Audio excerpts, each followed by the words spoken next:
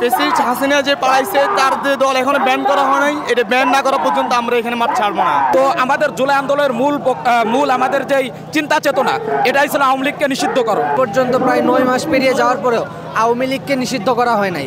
আমি এখানে 2 দিন ধরে অবস্থান করতেছি। আমাদের একটাই দাবি, ফেসিস্ট হাসিনা যে পালাইছে তার যে দল এখনো ব্যান করা হয় নাই, এটা ব্যান না করা পর্যন্ত আমরা এখানে মাঠ ছাড়বো না। আমরা স্বাভাবিক অবস্থান করে যাবো ইনশাল্লাহ। আমি গতকাল জুমার নামাজ পড়ে এসেছি, কালকে সারা দেখে ছিলাম, ইনশাল্লাহ আগামী তো থাকবো ইনশাল্লাহ।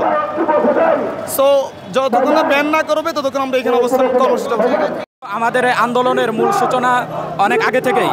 আমরা আওয়ামী লীগের স্বৈরা শাসনের 17টি বছর পার করেছি জুলাই অভ্যুত্থানের মাধ্যমে।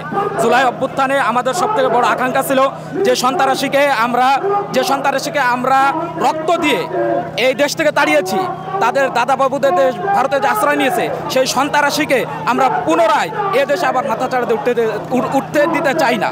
তো আমাদের জুলাই আন্দোলনের মূল আমাদের যেই চিন্তা চেতনা, এটাই ছিল আওয়ামী লীগকে নিষিদ্ধকরণ। কারণ আওয়ামী লীগকে নিষিদ্ধ করার জন্য আমার অসংখ্য অগণিত ভাই এই বাংলার জমিনে, ঢাকার বুকে, সারা দেশে রক্তের বন্যা বইয়ে দিয়েছে। জুলাই বিপ্লব হয়েছে প্রায় 9 মাস পেরিয়ে গিয়েছে, এখন পর্যন্ত এই খুনির দল আওয়ামী লীগকে, গণহত্যাকারী যে দল আওয়ামী লীগ, তাকে নিষিদ্ধ করা হয় নাই। জুলাইয়ে প্রায় 2000 শিক্ষার্থী, ছাত্র জনতা শহীদ হয়েছে, মানে আর হচ্ছে প্রায় 20,000-এর মতো শিক্ষার্থীরা এখনও আহত অবস্থায় পড়ে আছে। এখনও হসপিটালে গেলে দেখা যায় সেই দৃশ্য। কিন্তু এখন পর্যন্ত প্রায় 9 মাস পেরিয়ে যাওয়ার পরেও আওয়ামী লীগকে নিষিদ্ধ করা হয় নাই। জুলাইয়ের যে ছাত্র জনতা রক্ত দিয়েছে, এই রক্তের মূল্য এখনও শোধ হয় নাই।